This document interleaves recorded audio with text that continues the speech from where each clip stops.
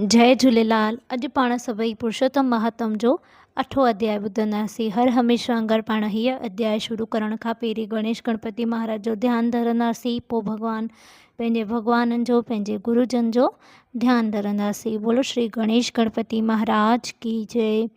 वक्रतुंड महाकाय सूर्यकोटि समप्रभ निर्विघ्नं कुरु मे देव सर्वकार्येषु सर्वदा। गुरु ब्रह्मा गुरु विष्णु गुरुदेवो महेश्वरा गुरु साक्षात् परम ब्रह्म तस्मै श्री गुरुदेव नमः। बोलो श्री लक्ष्मी नारायण भगवान की जय। इन जे अॻियां अध्याय 7 में पाण हीअ ॾिठोसीं त द्रौपदी इन जे अॻे जे जनम में ब्राह्मण कन्या हुई, जंहिंजे माता पिता ॿई स्वर्गवासी थी विया हुआ ऐं अंत में हीअ धर धर भिटकी रही आहे। हाणे इन जी अॻिते जी कथा पाण अध्याय 8 में ॾिसंदासीं। बोलो श्री लक्ष्मी नारायण भगवान की जय। बोलो श्री पुरुषोत्तम महात्म की जय। त हिन अध्याय जी कथा हिन रीत सां आहे। श्री कृष्ण भगवान चवणु लॻो त युधिष्ठिर हिन कन्या जे वन में गुज़ारो करते केतिरा वक़्तु केॾो समय थी वियो, पर पंहिंजे पिता जी यादगिरी हर घड़ीअ पई सताईंदी हुईसि। इन चिंता में ॾाढी दुखी थी पई हुई। हिकिड़े ॾींहुं ओचींदो दरवासा ऋषि वटि अची निकितो। ऐं कहिड़ो आहे उहो दरवासा ऋषि जंहिंखां सभु देवताऊं बि डिॼनि था। सॼे बदन ते भभूत मखियल अथसि, ॼण महादेव जो रूप नज़र पियो अचे। श्री कृष्ण भॻवानु चवणु लॻो त हे युधिष्ठिर, इन दुर्वासा तुंहिंजी माता कुंतीअ खे देवताउनि खे घुराइण जी विद्या सेखारी हुई। इहो दुर्वासा मूंखे बि श्राप ॾियण खां कीन हिचकायो, सो ॿुध त मां तोखे ॿुधायां थो।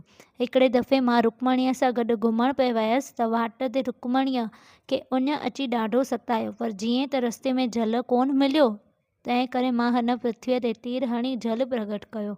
कुदरत सां दुर्वासा ऋषि बि उते बीठो हो, सो हिनखे पाणी पीअंदो ॾिसी क्रोध में भरिजी वियो ऐं मूंखे श्राप ॾिनई त तूं मुंहिंजो रुक्मणीअ सां विछोड़ो थींदे। दुर्वासा ऋषि एतिरो ऋषि जो पुटु अनसुया जे गर्भ मां पैदा थियल आहे। सो ऋषि खे ईंदो ॾिसी कन्या उथी बीठी ऐं आदर सत्कार करे खेसि चवण लाइ आसन ॾिनई।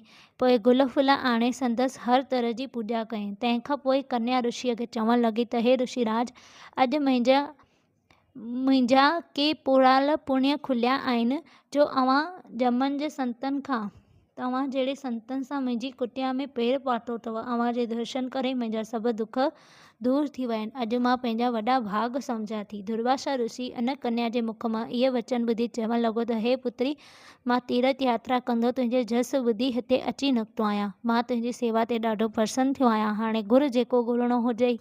तंहिं ते कन्या चवणु लॻी त हे ऋषि, मुंहिंजो को बि संभाल कोन्हे।